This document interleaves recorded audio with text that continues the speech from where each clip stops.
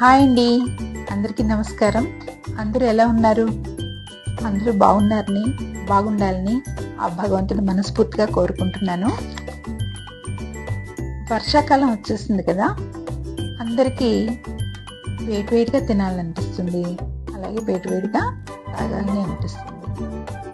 So ఈరోజు మనం మన లంచ్లోకి వేడివేడిగా ఒక మంచి కూర చేసేసుకుందామా? స్పైసీగా కూడా ఉండేలా చేద్దాం, ఓకేనా? మనం ఈరోజు చేయబోయే కూర ఆకాకరకాయ కూర. ఆకాకరకాయ అంటే అందరికీ ఇష్టం, ఎందుకంటే అదేం చేదు ఉండదు. ముందుగా వాటిని శుభ్రంగా కడుక్కుని ఒక పక్కన పెట్టుకుందాం. బాగా కడుక్కోవాలండి. బాగా కడుక్కుని నీట్గా వెన్నీళ్ళలో కూడా కడగచ్చు. బాగా కడుక్కున్న తర్వాత వాటిని ఒక పక్కగా పెట్టుకుని చిన్న చిన్న ముక్కలుగా తరుక్కుందాం. అలవాటుని వాళ్ళు కత్తిపెట్టుతో తరగచ్చు, లేని వాళ్ళు చాకుతో. నాకు కత్తిపెట్టి అలవాటు, నేను కత్తిపెట్టుతోటి తరుగుతాను. అన్ని కాయల్ని అలా చిన్న చిన్న ముక్కలుగా కట్ చేసుకుందాం. లేత కాయల్లో పెద్దగా గింజలు ఉండవు. కాయ కొంచెం ముదిరిందంటే మాత్రం గింజలు ఉంటాయి. కావాలంటే ఆ గింజల్ని 1-2 కాయల గింజలు వేసుకున్నా మిగతావి తీసేసుకోవచ్చు, అది మన ఇష్టం. సో అలా అన్నింటినీ ముక్కలుగా తరుపుని పక్కన పెట్టేసుకుందాం. చూసారుగా, ముక్కలన్నీ తరిగేయడం అయిపోయింది. చాలా టేస్ట్గా ఉంటుందండి. ఇది ఓన్లీ మనకి వర్షాకాలంలో మాత్రమే దొరుకుతుంది. ఇప్పుడు దానికి కావాల్సిన పదార్థాలు చూద్దాం. పోపు గింజలు అంటే మినపప్పు, శనగపప్పు, ఆవాలు, జీలకర్ర, అలాగే పచ్చిమిర్చి, ఉల్లిపాయ, ఇవి కూడా తరుకుని పక్కన పెట్టుకుందాం. చూస్తున్నారు కదా,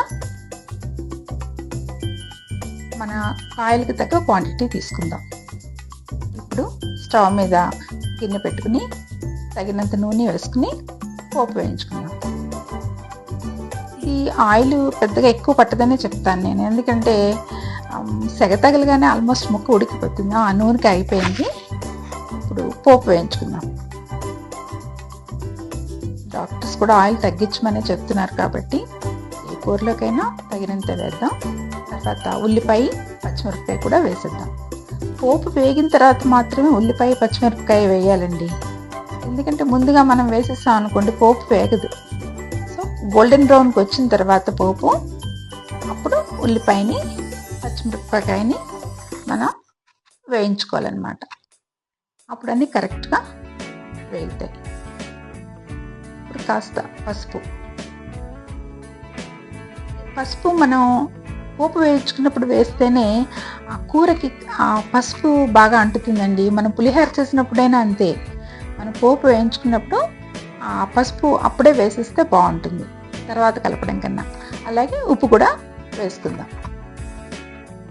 బాగా మొత్తం ఉప్పు, పసుపు, పచ్చిమిరప, ఉల్లిపాయలకి బాగా పట్టేలాగా ఒకసారి వేపుదాం.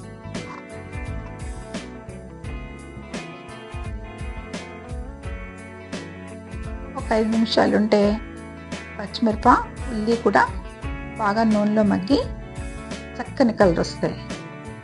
ఈలోగా మనం అల్లం వెల్లుల్లి పేస్ట్ వేసుకోవచ్చు, కానీ నేను మాత్రం ఈరోజు వెల్లుల్లిపాయే వేస్తున్నాను. వెల్లుల్లిపాయల్ని చిన్నగా చితకొట్టేసుకుని వాటిని కూడా ఒకసారి వేయించుకుందాం.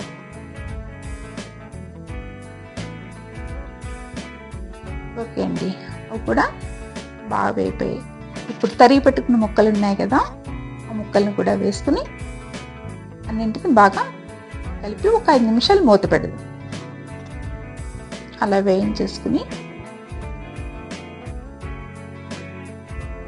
ఇప్పుడు ఏంటంటే ఆ నూనెలో కొంచెం మగ్గుతాయి అన్నమాట ముక్కలు కూడా. వెల్లుల్లి వేయడం వల్ల మనకి ఆ ఫ్లేవర్ కూడా ముక్కలకి బాగా పడుతుందన్నమాట. అల్లం వెల్లుల్లి పేస్ట్ కూడా వేసుకోవచ్చు. అలా మొత్తం ముక్కలన్నింటినీ చక్కగా కలుపుకుని ఒక చిన్న గ్లాసుడు నీళ్లు వేద్దాం, ఎందుకంటే ముక్క మెత్తబడుతుంది అనమాట. ఆ నీటికి కొంచెం ముక్క మెత్తబడి మనకి నవ్వులుతున్నప్పుడు మెత్తగా చక్కగా బాగుంటుంది.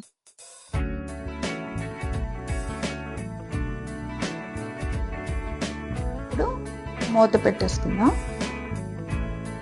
నీళ్ళల్లో ముక్కలు మగ్గుతూ ఉంటాయి అన్నమాట. తర్వాత కొంచెం నువ్వుల పొడి కూడా వేసుకోవచ్చు, కానీ నేను నువ్వులు వేస్తున్నాను. నువ్వులు కూడా వేసుకోవచ్చు, బాగానే ఉంటుంది. పొడి ఉంటే పొడి కూడా వేసుకోవచ్చు.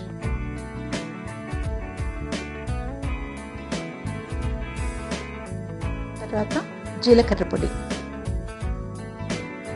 స్పూనున్నర జీలకర్ర పొడి,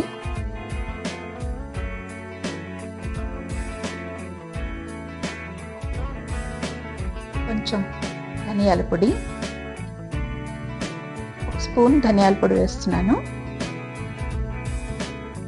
తర్వాత గుల్లశనగపప్పు ఉంటుంది కదా, పుట్నాలు అంటాం, ఆ పుట్నాల పొడిని కూడా ఒక 2 స్పూన్లు తీసుకున్నాను.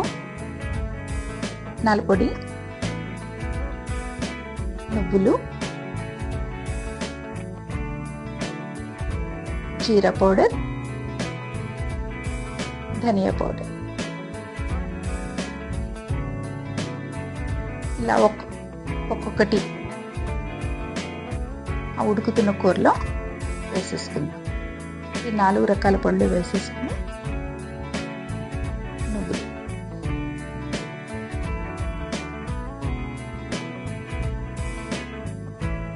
పుట్నాల పొడి,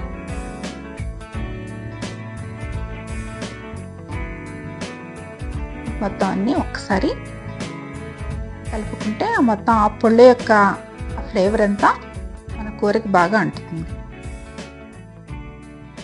కొద్దిగా కారం, పచ్చిమిరపకాయ వేసుకున్నాము, కానీ కొంచెం కారం కూడా వేస్తే మనకి కూర రంగు బాగుంటుంది అన్నమాట.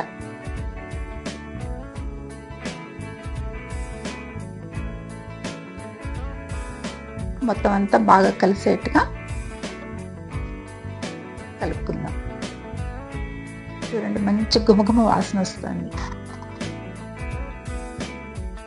ఒక 2 నిమిషాలు మూత పెట్టి మగ్గించుకుందాం.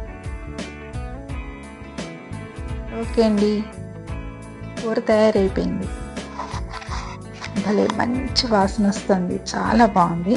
కొత్తిమీరతో డెకరేట్ చేసేసుకుందాం.